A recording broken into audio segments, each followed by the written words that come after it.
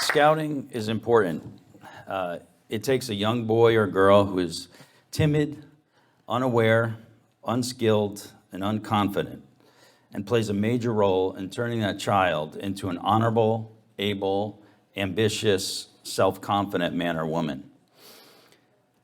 I want to tell you some stories this morning. You know, in my case, I grew up in Bridgeport on the east side, and some of the kids that were in the neighborhood were good, and some were going the wrong way. My mother was worked very hard, multiple jobs, and doing the best she could with the 3 boys that she had, and then a sister who came along. And my stepfather, I loved him, but he was an alcoholic, and that was my situation. There was never any money in the family, and the environment that I was in. Right, there was no woods. Right, there was 3 family homes, very close together. There was a diversity of people, but as a child, there didn't seem to be much diversity of what they were doing, or at least as a kid, I couldn't tell.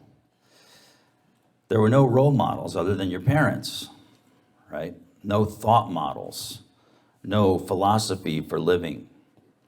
You didn't learn character in my neighborhood. So I looked up the word character, and it's the inherent complex of attributes that determines a person's moral and ethical actions and reactions. But that's not the definition of good character. And it says the inherent complex. Well, nothing's inherent. We have to be taught. We have to learn from somewhere. Somebody must tell us what character is. Can we live a successful life without good character? I say no. Can we accomplish high goals without good character? I say no. I joined scouting and learned, for example, the scout law. A scout is trustworthy. If we say we're going to do something, we do it when we say. Make your word the law. If you tell yourself you'll do something, follow through. Others can trust you not to do something unpredictable, irrational, or harmful. Loyal. We are loyal to those who are loyal to us. We do not betray those on our team or turn on them or harm them for personal gain. Helpful. We help others get what they want, and at the very least, we do not make it difficult for others. Friendly. We smile. We are not hostile or antagonistic toward others, but are inclined to help or support them. Courteous. We show politeness and gracious good manners to others. Kind. We show a tender and considerate nature. We are tolerant and forgiving. Obedient. We dutifully comply with the instructions from rightful authority. Cheerful. We show good spirits and are pleasantly optimistic and upbeat. Thrifty. We are careful and diligent in the use of resources. Brave. We face adversity with courage. We are invulnerable to intimidation and face danger without flinching. Clean. We keep ourselves and our indoor and outdoor environments clean and organized. Reverent. We show profound respect and veneration for the people, ideas, and forces that cause life on earth and the freedoms that we enjoy. Now, other things could have been added: perseverance, self-discipline, resilience, and more. Albert Camus says, "A man without ethics is a wild beast loosed upon the world." So is it worth it to support an organization that teaches and reinforces these qualities? Do we need more of these qualities in the world? You know, it's a big deal for a kid to raise his hand and repeat their philosophy, especially when they've never learned any other. If you don't stand for something, you'll fall for anything. And scouting can teach philosophy to kids because they make it fun with camping and canoeing and archery and much more. You know, I teach business owners and their employees an operating system through my School of Entrepreneurship. Success is not hunted like some wild animal with barbarous behavior. Success is attracted by the person you've become and the value that you've created for others. You know, in scouting, there are ranks, right? And you work through them one by one, by one, by one, by one. It's a path.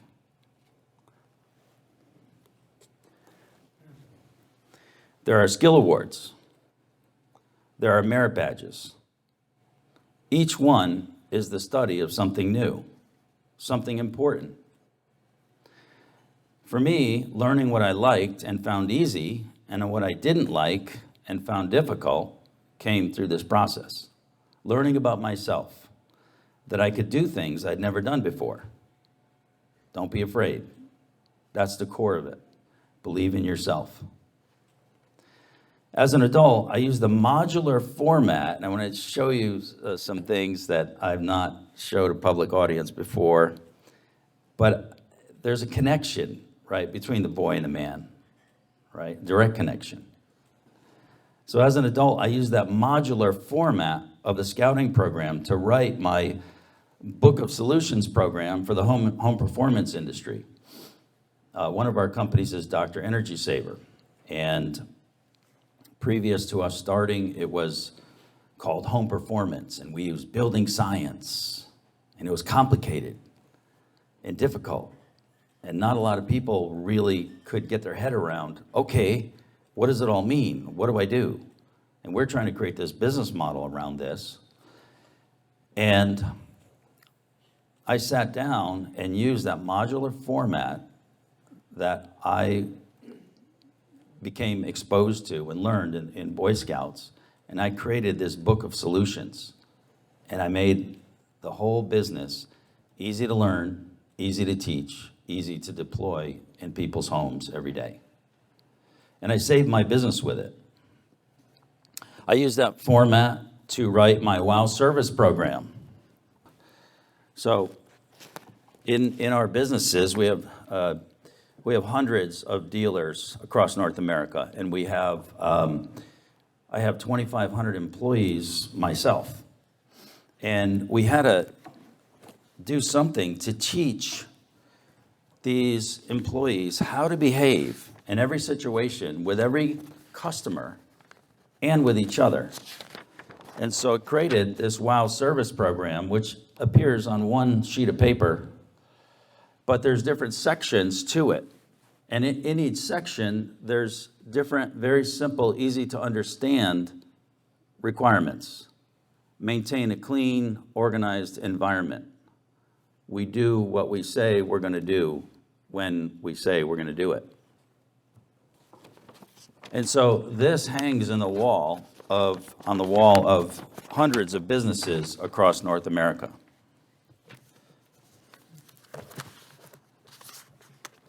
Put this here. And I use this format to write my magnum opus, the Contractor Nation School of Entrepreneurship, a 3.5-year course that covers everything from recruiting to marketing to sales, production, service, appointment center, accounting, and most importantly, the inner game of entrepreneurship. All easy to learn and easy to teach. And it has changed hundreds of lives.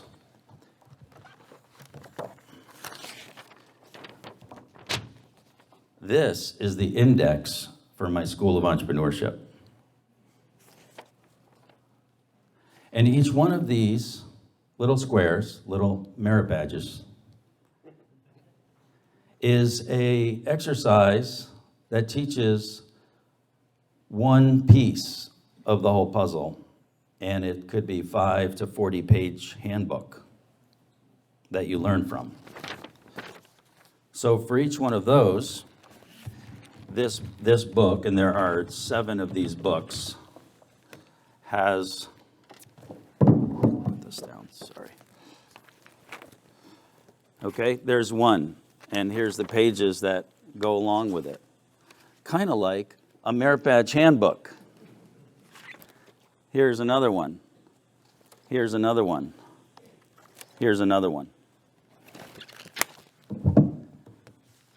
you never know the impact that we're having on young people through the scouting program that will create ripples throughout the world. When I was 13, I went to summer camp for 1 week, Camp Aquila in Sherman, Connecticut. And for me, you know, again, the impact that you have on a kid, I think, is dependent upon where they've come from, what their life is like outside of scouting, before scouting. And for me, this had a big impact because there wasn't any woods in my neighborhood. And my world was about as far as I could ride my bike and back before the streetlights came on. Well, the next 3 years I worked at that camp, Camp Aquila, on the staff for the entire summer, living in a tent for 8 weeks straight. I learned to love the woods. And today I have 42 businesses and, like I say, 2,500 employees. And people ask me how I do it without losing my marbles. And I say there's many reasons, like attracting great leaders, but a big part of it is the woods. Today I'm in the woods once or twice a week, often by myself. But at age 14 and 15 and 16, I was learning to hold a job at that camp, that I could be a teacher. I was learning that I could be a role model. I was learning responsibility. And by being a patrol leader and a senior patrol leader, that I could be a leader. Me, I could be a leader. Many adults, when faced with learning something new or stepping into a leadership situation, they hesitate. A voice in their head says, "Who are you to lead? Who are you to think that you can do this?" Any kid who's been in scouting long enough doesn't ask such questions. The world needs more leaders. The world needs more kids to go through the scouting program. I was talking with Quentin before, and I saw that he did his Eagle Scout project at the Ansonia Nature Center, and he built some steps going up the hill. And I told him that, I'm not sure how many years ago it was, maybe 8 or 9 years ago, that the city of Ansonia tore down the playground there because a kid got a big splinter, and it was a 20-year-old wooden playground, and they tore it down. And so United Way came to me and said, "Hey, can you help?" So I put together 100 or 150 volunteers, and we rebuilt the Ansonia Nature Center as it stands today in 2 days. And so we learned to do projects as a scout, and as we get older, our projects only get bigger. You know, many people don't know that being an Eagle Scout is a big deal. Many people outside of this room. But Eagle Scouts know. And I want to tell you a story. In 2014, my house burned down, like to the ground, to the basement floor burned down. And I had lost everything. Every material possession, that is. And I rebuilt my house over a number of years. And sometime after I moved into the new house, the doorbell rang. And I went to the door, and there was a guy standing there that I had never met with his wife. And in his hand was this.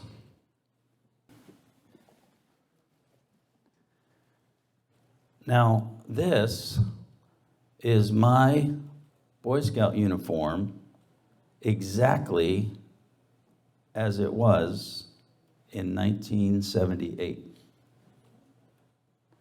It had been lost in the fire. I thought I was dreaming. I didn't understand. It really took me a moment to try to figure out what is going on here. How did this guy get my uniform?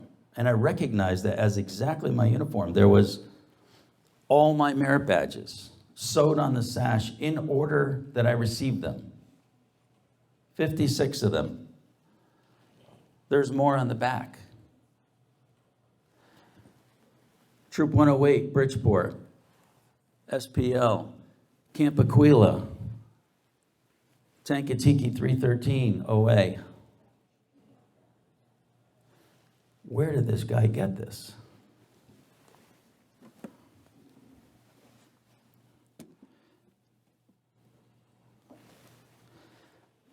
He presented me with all the things you get, the patch, the badge, the medal, palms, the tie pin. He had a scout knife from 1978. He had the mother's pin. He had the little certificate that you get, signed by Jimmy Carter, typed out on a typewriter from the era with my name. He had my Eagle Scout application in my handwriting. I didn't even have that. And I wondered, how did he get this? He did research and he drove all over the place getting all these parts and pieces and put them together in the exact replica. And why? But my biggest question was, why? Why would he do this? And he told me his story. His name is Rob Batchelder. And when he was young, now he was in his 50s, he went to get his Eagle rank, and he did his project. He planned a bridge, and another Eagle's Life Scout was going for Eagle, and he said, "Hey, can I join in on your project?" He said, "Sure." So he did all the work, got all the materials, planned it all out, and they did the project. Well, the other scout applied for Eagle first, and then Rob went to apply for Eagle, and they said, "Wait a minute, there's a problem. This was not your project, it was the other kid's project. You can't have two scouts on the same project." So Rob was like, "No, that was my project." I said, "Well, we're sorry." And Rob was upset, and he disconnected. And he had all the requirements met. But because of this, he never got his Eagle. And so for decades, his dad would say, "Rob, you got to go back and get your Eagle. Rob, go back and get your Eagle." And his dad passed away. And he decided, I should do that. I should listen to my dad. I should go back.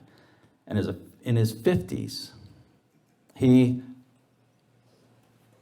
wrote a letter to National and told them what happened. And National looked into it and said, "You're right." And they gave him his Eagle award in his 50s.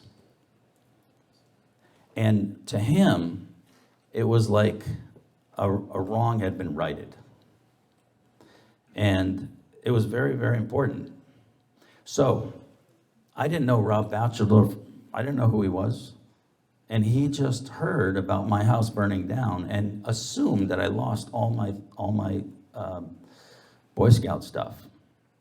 And he didn't have to ask me, was that stuff important in your life? He knew. He knew. And he did all this work to recreate all of this for me. And he said it was like a second Eagle project. And all the while, he was dying from stage 4 pancreatic cancer. Esophageal cancer, sorry. 3 months later, after he presented me with this, he passed away. So, scouting's a big deal in a kid's life. When you see the boy or girl, you see the man or woman. And when you see the man or woman,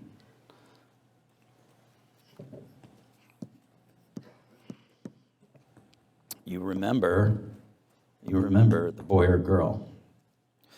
So scouting has had a profound impact on my life. I know I owe much, much to scouting. There is no program quite as important as scouting, and I thank you for your support. Thank you.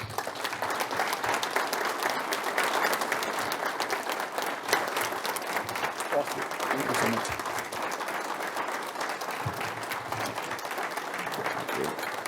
Thank you. I lost your page. Thank you.